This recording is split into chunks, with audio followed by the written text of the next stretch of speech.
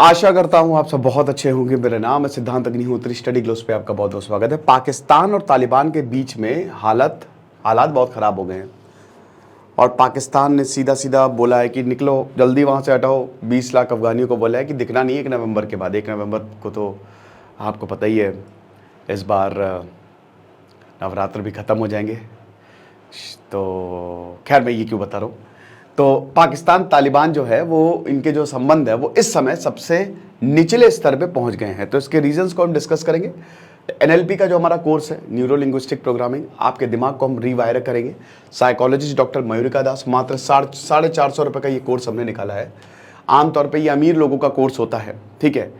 जो बहुत बड़े बड़े लोग हैं वो अपने साथ एक एनालिस्ट लेके चलते हैं ताकि अपनी मेमोरी को बूस्ट किया जा सके। लेकिन हम यहाँ पे memory enhancement, super concentration, flow state और साथ ही साथ एग्जाम सारे के सारे निकलेंगे। 26 अक्टूबर से क्लास शुरू होगी। 9 अक्टूबर को हम ये बैच बंद कर देंगे। ओके, प्री बुकिंग 9 अक्टूबर तक है, तो फटाक से कोर्स को अवेल करें।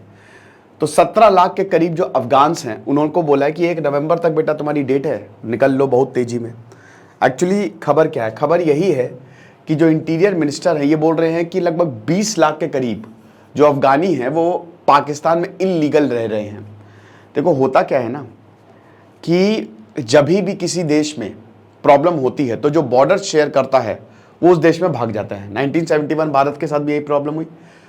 जब पाकिस्तान ने बांग्लादेश के ऊपर अत्याचार करना शुरू किए तो बहुत सारे बांग्लादेशी जो हैं वो त्रिपुरा में आ गए। इंदिरा गांधी ने एकदम अप्रैल 1971 आते आते उन्होंने बोला कि भाई ये क्या हो रहा है। बोला कि वहाँ पर मार रहे हैं, क्या कर सकते हैं। म्यांमार में भी यही हमको देखने को मिला। तो ये होता है।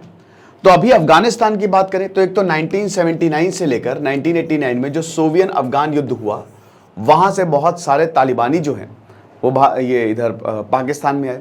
फिर उसके बाद 2001 में जब अमेरिका ने अफगानिस्तान को इन्वेड किया तब बहुत सारे तालिबानी आए। और 2021 में ये कौन सीन्स भूल सकता है जब तालिबान ने पूरे अफगानिस्तान को अपने कब्जे में लिया, तब ढेरों अफगानी जो हैं वो भाग के लगभग 6 लाख के करीब पाकिस्तान में आ गए। तो ये जत्थे में आए हैं और फेजेस में आए हैं और अब इन सबको पाकिस्तान बोल रहा है कि बेटा निकलो जल्दी वहां से हटाओ, दिखना नहीं यहां पे। तो क्या कर सकते हैं अब पाकिस्तान सरकार? क्या करे? पाकिस्तान सरकार कह रही है कि भाई देखो तुम्हारी वजह से हमारे यहां सुसाइड बॉम्बिंग हो रही है, समझ रहे हो। 24 में से 14 सुसाइड बॉम्बिंग तुम्हारी वजह से हुई है। पाकिस्तान एक तो देखो वियना कन्वेंशन पाकिस्तान ने साइन किया नहीं है जिसके तहत आपको जिम्मेदारी लेनी पड़ेगी जो भी शरणार्थी आपके आए। दूसरा, पाकिस्तान के आर्थिक हालात ऑलरेडी बहुत ज़्यादा ख़राब हैं। उनको खुद तो संभल पा नहीं रहे हैं। वो खुद तो उनकी बैंड बजी हुई है। 20 लाख लोगों को कहाँ से झेलेंगे वो, क्योंकि इनका भी खर्चा और सब कुछ इनको देखना है। तीसरा, पाकिस्तान ने सोचा था, बड़े ज़ोरों शोरों से स्वागत किया था, इन शरणार्थियों का भी बहुत ज़ोरों शोरों से स्वागत किया था। 1979 में बोला अरे ये तो मुजाहिदीन आ गए, ऐसे अरे आजा आजा आजा भाई आजा, ऐसे एकदम गले वाले लगाया था। बोला कि अरे ये तो अल्लाह का काम है हम जो कर रहे हैं।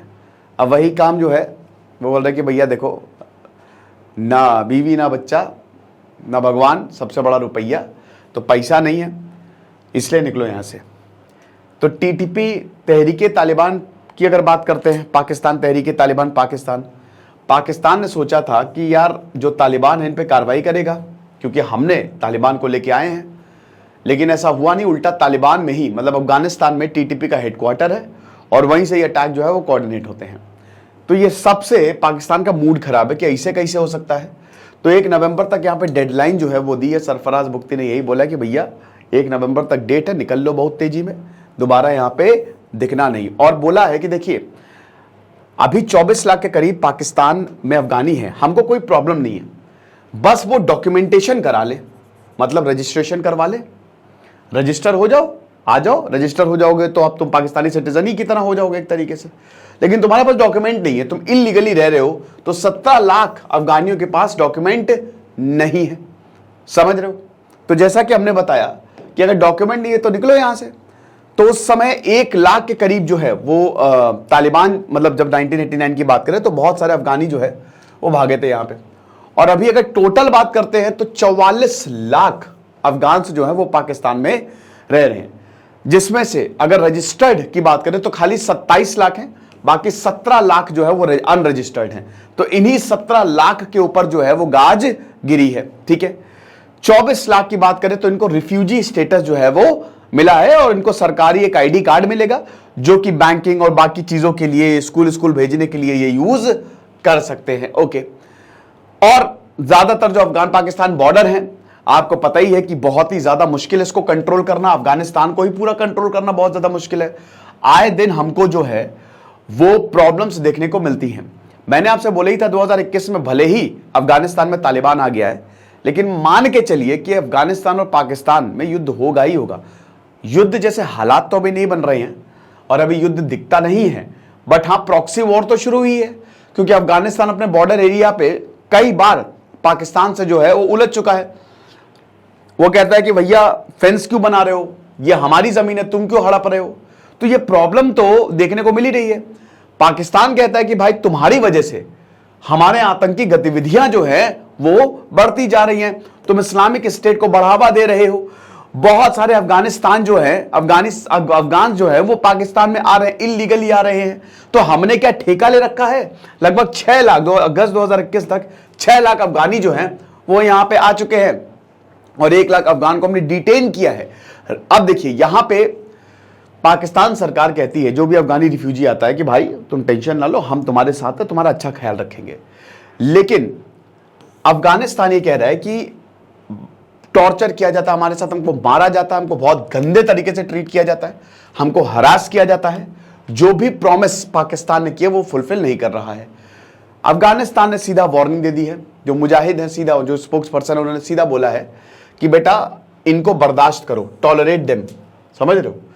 जब तक वो खुद तुम्हारे देश को छोड़ के नहीं चले जाते तब तक उनको बर्दाश्त करो, हमारे पास ना भेजना, क्योंकि भाई 1 नवंबर के बाद क्या होगा, डिपोर्ट करेंगे, और अगर वो नहीं गए फिर क्या होगा पता नहीं यार, ये तो अब मार देंगे, क्या करेंगे, आई डोंट नो, ठीक है।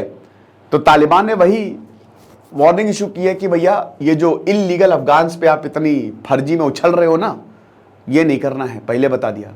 और ये जो तुम्हारा बिहेवियर है दैट इज टोटली अनएक्सेप्टेबल, तो टॉलरेट करो, ठीक है, टॉलरेट करो, वरना ऐसी की तैसी कर देंगे तुम्हारी हम, ये चीज है।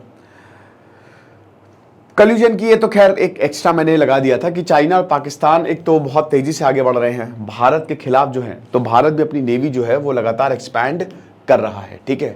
अभी पाकिस्तान यही है कि मतलब 2030 तक जो है वो प्रोजेक्ट काफी ज्यादा बढ़ जाएगा। अब देखो ये हालात है, रिफ्यूजी कैंप में हालात बहुत ही ज्यादा खराब होते हैं। तो इस तरीके के कुछ हालात हमको देखने को मिलते हैं। जो कराची में रिफ्यूजी कैंप बनाया गया है, तो मतलब रिफ्यूजी ना इस देश के ना उस देश के, अब जो पुराना देश है वो भी एक्सेप्ट नहीं करता, जो नया देश है उसके लिए तो बोझ है, तो वो तो चाहता ही है कि ऐसी कंडीशन पैदा कर दे कि तुम निकल लो, ठीक है, तुम दोबारा दिखना नहीं है। ये हर देश के साथ है, तो प्रॉब्लम्स तो बहुत ज्यादा है, देखेंगे क्या होगा आगे। फिलहाल आप हमारे कोर्स को जरूर अवेल करें, इसमें एनरोल करें। और science of dealing with toxic people की पहली क्लास आज होगी। आज मेरी थोड़ी तबीयत भी सही है, तो पहली क्लास हम आज करेंगे। Thank you so much.